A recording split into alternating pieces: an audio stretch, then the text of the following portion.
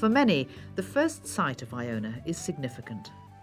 We may be surprised by how small an island it is, 3 miles long by 1 mile wide, lying low in the Sound of Mull, the abbey almost camouflaged against the soft greens and browns of the background.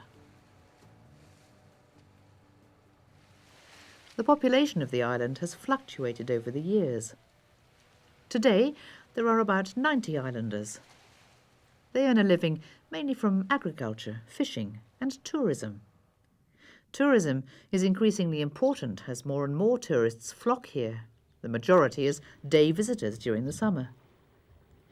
The island is also the final resting place for the former leader of the Labour Party, John Smith, who was a strong supporter of the Iona community. My name's David Kirkpatrick and I stay on the island of Iona, just in the village there. And my main occupation is taking people out to see Fingal's Cave and on the island of Staffa. I've been here all my life. Are they quite a supportive community? Or? Yes, very much so at times. I mean, like any community, it's got its differences, and that's natural. But yes, when it comes to when the chips are down, then yes, I would say so. So what's involved in your job?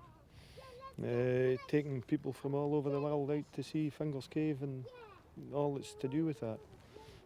From people from Poland to Russia to you name it, we see them from all over the world. Because of Iona, I think Iona is a big appeal to everyone, and then once they get as far as this, then Staffa also because of Fingal's Cave and Mendelssohn's music, maybe. Relatively little is known about the island and its inhabitants in the time before Columba arrived from Ireland in AD 563. But it was from the monastery he founded here that Christianity was taken first to the mainland of Scotland and then further south into England and beyond. Viking raids around the year 800 left the community greatly depleted, and in the early 13th century the Benedictine monastery was built. After the Reformation, the monastic community decreased in size and eventually disappeared altogether. In 1899, the Duke of Argyll handed the property over to the Iona Cathedral trustees for the abbey to be restored as a place of worship for people of all denominations, which was completed in 1910. That brings us to the story of the Iona community.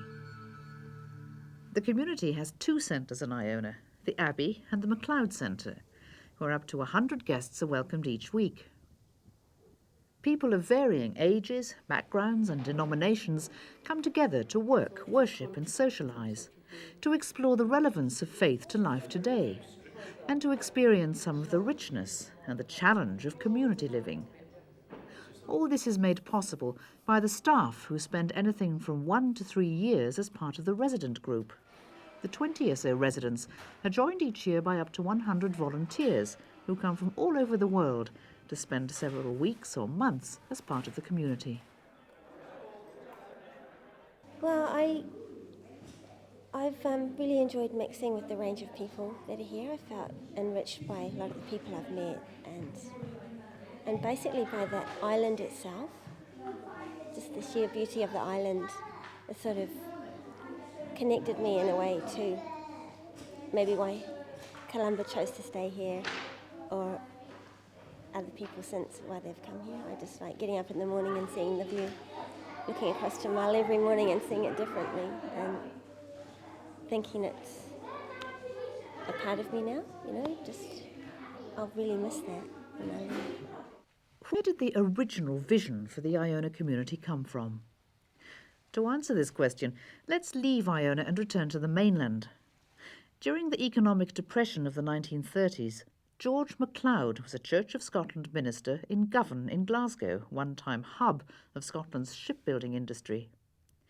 He became increasingly disturbed by the Church's failure to touch the lives of the ordinary folk of Govan. The Church had not faced up to the reality of living in an industrial society, and its language was still rooted in the pre-industrial past. In 1938, George resigned his charge in Govan and set off for Iona with a team of young ministers and craftsmen. Their aim was to complete the work of rebuilding the ruins, a sign of hope in dark times, but also an experiment in community living, a way of learning how people could work and worship together. This might point to a way forward for the church, so desperately in need of rediscovering the spirit of community life. The ministers made an additional commitment. Following their spell on Iona, they would work for 2 years as part of a team ministry in an urban parish. The vision was translated into action at remarkable speed. Each day began and ended with worship.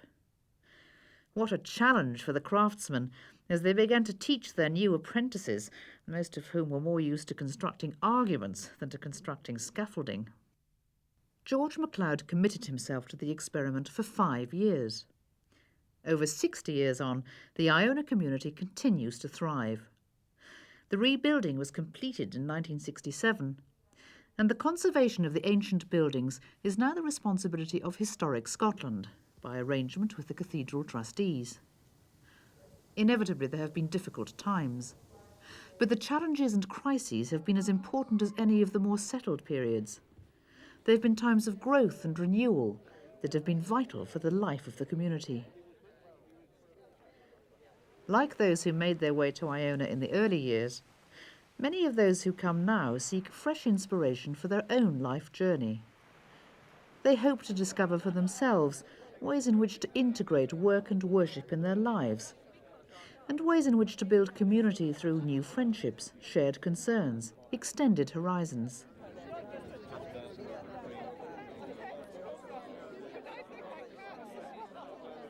I think it's allowing people to explore their faith in a way that is relevant to their own lives. Well, for me, it's a place where I am allowed to have discussions and debates about issues that are personal to me that I would have difficulty exploring within the more established church, mainstream church. And you know, I mean that was George MacLeod's vision, that people took what they'd experienced in Iona and went back to their own communities, and that worship and work and the sacred and the secular should not be separate. I'm a university librarian, and I'm a manager really, and therefore what I've had gradually to do is I've moved, if you like, got promoted through the ranks in different jobs. To me, it's been, you know, how do I actually live out what I see as Christian principles in a situation where I'm a manager, having to make very hard decisions, sometimes quite frequently saying no to people, and actually leading them at the same time trying to help them to feed into the whole process. So that, in my case, it's been, how do I apply what I see as Christian principle? And the community has shown that kind of link all the time through. So it's not as if I kind of stop at a certain stage and, that's my Christian bit, and now I go on and do my real work, as it were. The two should be kind of seamless to me. If you're suggesting that the community is an alternative church, then you've missed the point. This is a place where people come so that they can belong to the church universal. It's not a church in itself, but it's a place where people get the support and encouragement and sense of the spiritual to take back to the many churches that we have that make up the world church. This is, I suppose, in one sense a retreat, and in another sense a starting point to go back into the church and be part of it. And that's what makes an adventure. Sometimes it appears to be critical of the church, and yes, well, it probably is, but it's not trying to be the church. The programme, which runs from March to October, is varied. A week exploring the biblical context of some of the community's political concerns might be followed by a week of music and dance. The Youth Festival and Students' Week are popular annual events. Open weeks give people the opportunity to plan their own programme while still being part of the community for the week. While themes change from week to week, a certain rhythm of life is maintained. Guests help with chores, mopping floors, chopping vegetables, washing dishes. It isn't simply programmes we offer people, and primarily we offer people a welcome. We meet them at the jetty and walk them up into the centre and they're in the community room. We sit them down, and usually if you've got people who didn't know each other beforehand, you'll see them sitting down, slightly wary of each other, a bit unsure of what's going to happen. And we welcome them to a week of living in community.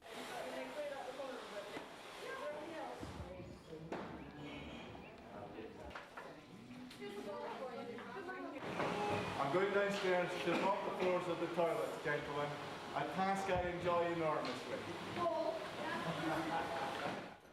We don't offer people a retreat, and it's a mistake that a few have made. They haven't read our literature properly. It's quite hard to be in retreat when you're sleeping in dormitories and sharing space. But there is enough space for people to be quiet on their own, and we're surrounded by the beauty of the hills, and you can just go and sit on the rocks over there and be quiet.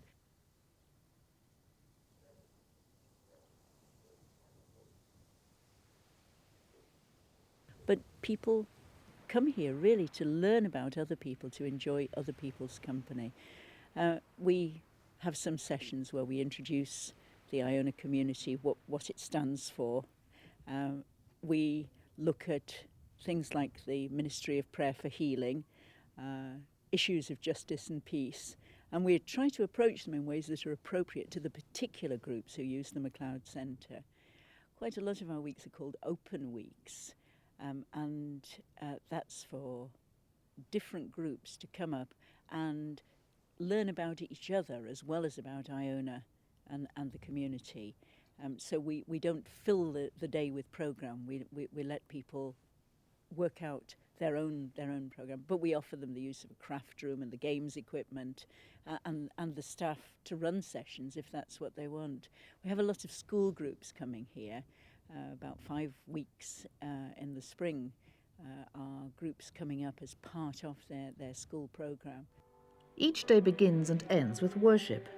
Services of healing, commitment and communion take place each week. The community is joined at worship by islanders and tourists.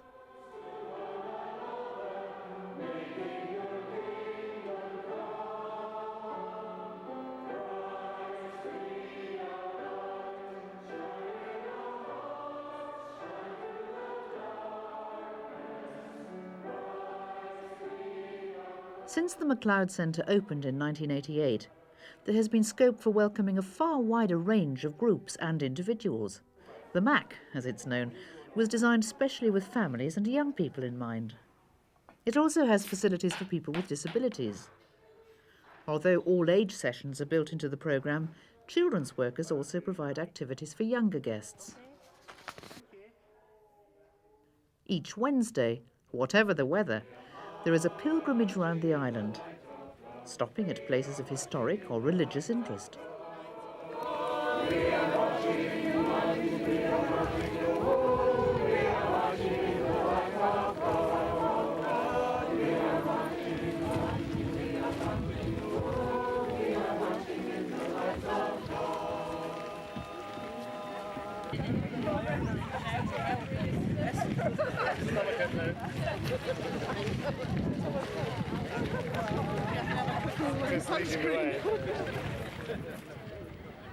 Who will remember our sisterhood? Shall we be minded on? For long eons, our joys.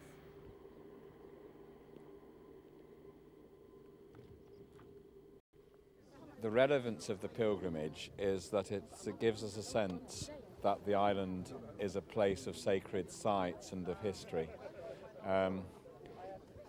but that also people can walk together reflecting on their own life's journey, getting to know one another as they go and getting a sense of the closeness to God and to history in everything that surrounds them and within their own lives. So yeah, that's really why we do it. So it's partly history, partly faith, partly just a good walk. People take it different ways and we all enjoy it, partly on all those things, I think.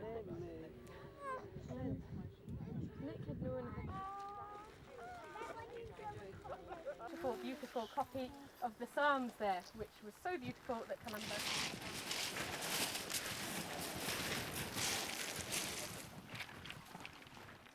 For 1 week each summer, community members and their families gather on Iona. There are now over 240 members from different denominations with a range of working backgrounds. Community Week is a time when old friendships are affirmed and new relationships are formed. A time to deal with business and to hear what individual members are up to in their daily lives. A time to think both individually and corporately about what it means to be a community. Well, there's a third option for you. You're not allowed to have alcohol. Thank you, Anna. It's a suggestion from behind me that it becomes compulsory for those people who are on mat cover. A time for laughter. And it gives the community an opportunity to re-examine its purpose and concerns in the renewal of worship, in promoting ecumenical activity, in working for social and political change in such areas as nuclear disarmament, economic justice, the care of the environment.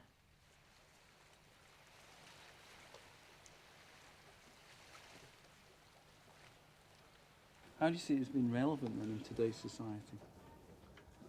Well, it's relevant because there is, as far as I'm concerned, there is no other way to be a Christian or to be involved in a faith journey except by integrating all the aspects of human life, the personal, the social, the communal, the political, the economic, as well as an awareness of what people describe as spirituality, or of the energy and the vision that that leads to change and that leads hopefully to justice and peace in the world. And for me, the community, for all its failings, holds true to that and has done so throughout all its changes in the last 60 years. One of the highlights of the community's year is the hallowing service, when new members are welcomed into the community and existing members recommit themselves. Look in love, we pray, on those who kneel before you now. Accept their willing service, enable their lively faith, empower their offered lives. Grant them great joy, challenge, and strength in discipleship as members of the Iona community. May the community always be open to receive what you seek through them to give us all. So may their individual lives and our common life together be enriched by your Spirit for the service of your people and your world, and to the glory of your name, through Jesus Christ our Lord. Christ in us, yet beyond us, Christ with us and among us, place a halo of your presence around these people who kneel before us and before you now. To think a bit about what it means to be a member of a dispersed community, let's leave the island again. Members get together 3 times a year for plenary meetings. For many, though, the most important regular contact with other members is through the family group. There are 29 of these, meeting in different parts of the country, and they're made up of members, spouses, and associate members. Family groups are as different from one another as the people who belong to them, but all share a common purpose. All members are committed to keeping the community's rule. There are 5 parts to this: prayer and Bible reading, sharing and accounting for the use of money and for the use of time, action for peace and justice, meeting with and accounting to each other. As he came out of the temple, one of the disciples said to him, "Look, teacher, what large stones and what large buildings." And then Jesus asked him, Members meet together in family groups to worship together, to share concerns, and to support one another. An important part of the community's mainland work is what members do in their own local situation in living out their commitment. How important is it for you to live out your community responsibilities at your local level? It's very important. I try to see the things that I spend my time on as being part of the expression of perhaps the fivefold rule that we're committed to in the community. For instance, if I work for Christian Aid, I see that as part of helping peace and justice in the world. So I try to see the things that I do as relevant to the commitment I've made. So how do you see the family group slotting into all this? Oh yes, well it's quite important because in the family group you're challenged by how the other people carry out the rule. Other people often carry out one part much more successfully perhaps than you do, or perhaps in a different way that you hadn't thought of doing. And I find it very challenging to hear how other people follow the rule, and also very encouraging because it is extremely difficult to follow a rule like that. I think we all agree on that. And if you share the difficulties with each other, then you can encourage. And I find that's very important to me. If I was just trying to follow a fivefold rule totally on my own, I almost certainly would fail all the time, whereas at the moment I only fail part of the time. Well, for me it's the Iona community. I mean, one of the differences will always be family group compared to a church group. And one of the things about a family group is, I suppose, is we do get to know each other quite well if you're meeting certainly every month. That you can share real core issues, real feelings. Actually at the moment of saying I'm not letting people down by going, there is a stage when I simply have to go, both for my own preservation. And so it's how you address these issues in a caring, compassionate and often supportive way, but at the same time family group can be quite challenging. So people can challenge views you've got and have you going away to think about it. Well, we talk at various levels, and of course there's no such thing as a standard family group. It's as different as there are people. But I suppose there are two broad levels of issue. One is a very personal thing. It is the opportunity to deal with the matters in our own lives which come up as a result of our engaging with society and with all the problems, political problems, sociological problems, and how it affects us. Because the community really is about people out there working. It's not about people being members inside a closed community. It's about our engagement with the world out there. And the family groups has been over the years for me and for I'm sure many others, a place where, in fact, perhaps the only place where one could feel free to discuss the areas of tension and confusion and doubt, and which are inevitable if one is engaged with the tasks of society. I mean, my life has been mainly spent in industry, a lot of it in areas of industrial relations and tension, conflict. And over the years, I've found the family groups has been a very good area where it's been possible to just to be heard and to give myself permission to talk about the kind of these issues.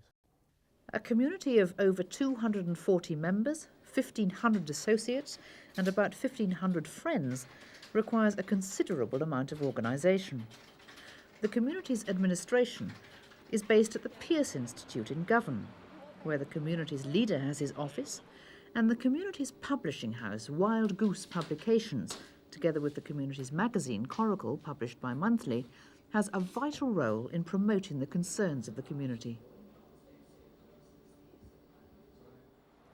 The Pearce Institute is also home to the community's project workers in the fields of worship and work with young people. The community's youth worker is responsible for promoting the community's concerns among young people and for maintaining links with those who have spent time at the island centres. I suppose the link would be the experience. I think that's quite universal.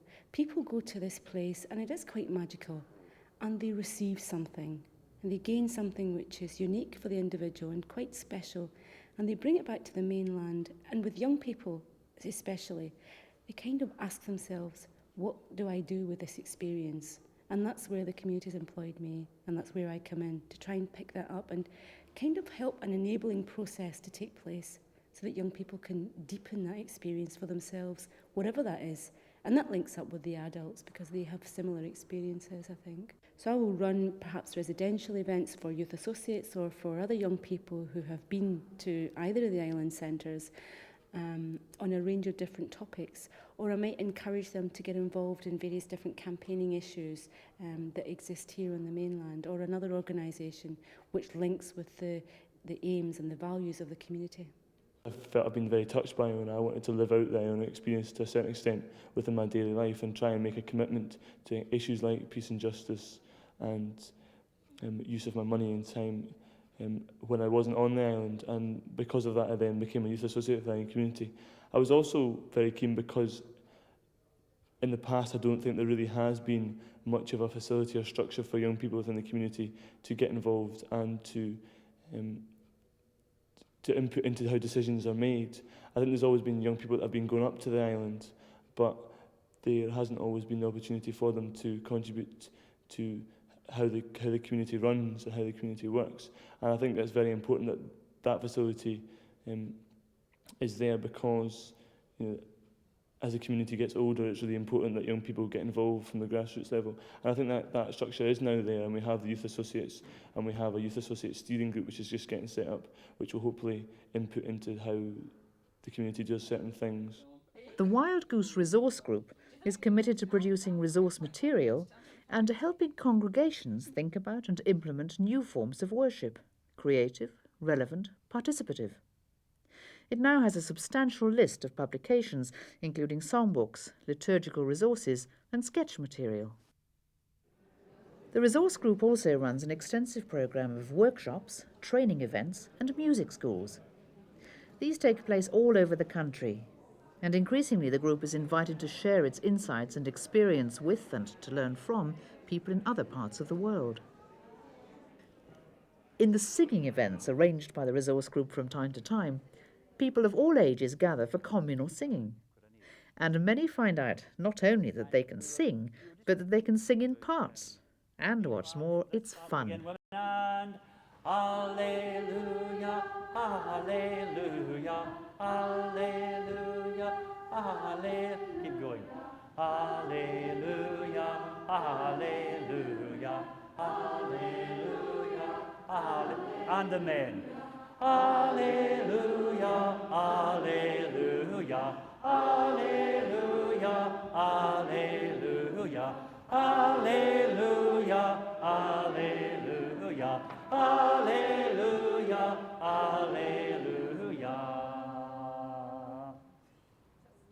It's very good. This has been filmed for an illicit video to be broadcast on Danish television.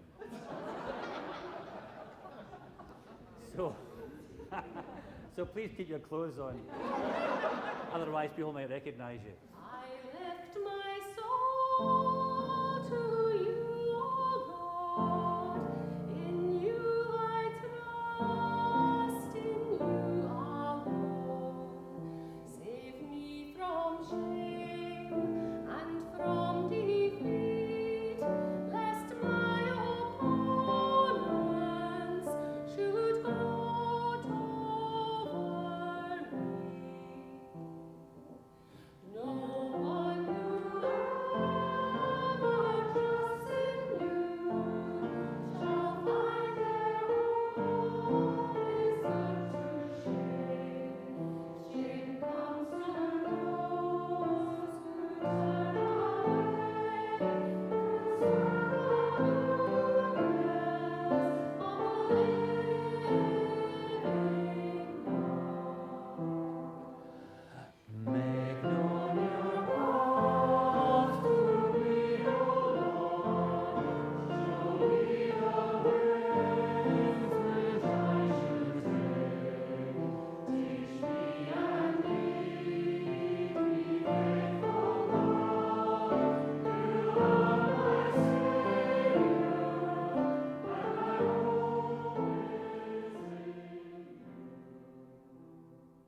This type of evening is all about resourcing people. We're spending a couple of hours doing a whole range of music for churches, some for choirs, but mostly for congregations, much of which works with all ages. And it's about giving people new resources to use in their own places. I've been to the big sings, and this is like a mini version of the big sing, and I can't sing. So I come to learn to sing, I think, or to try and sing, and be among people. That's important as well. And what do you get out of coming to the event? A good feeling. That's all I can say about it. I think it's good to praise God in song, and I think the Wild Goose Resource Group are particularly good at teaching, and it's great to sing in harmonies with people. I'm not a good singer, but it makes you feel good to be part of a group that's all singing in harmony. John's able to get you to sing in a way you didn't think you could sing before, so people find they're singing in harmony who've never sung in harmony before. And there's a kind of parable in that too, that people are capable of more than they imagined when you try.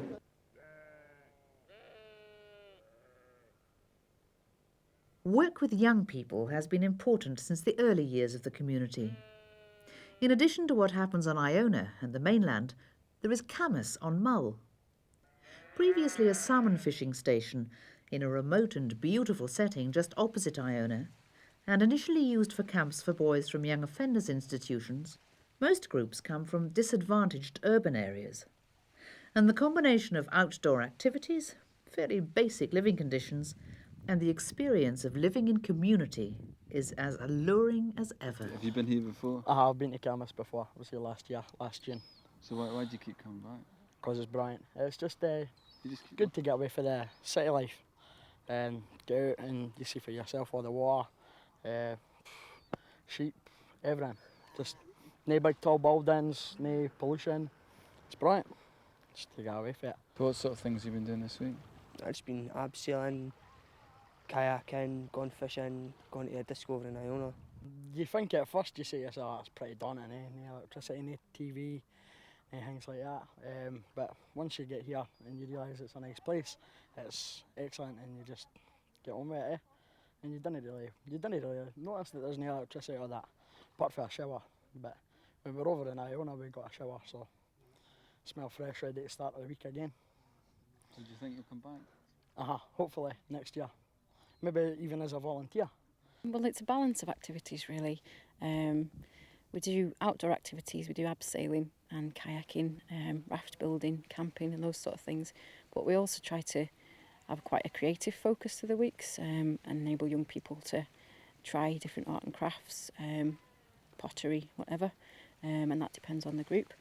We also try to incorporate environmental work in a fun kind of way with the young people that come here. Today, with the group we've got from Edinburgh, they've just gone out on a sailboat owned by one of the local people and to do some fishing, and that's when they get back we'll be having a barbecue and doing some games with them. It seems like they must just go back home and just jump right back in and forget everything.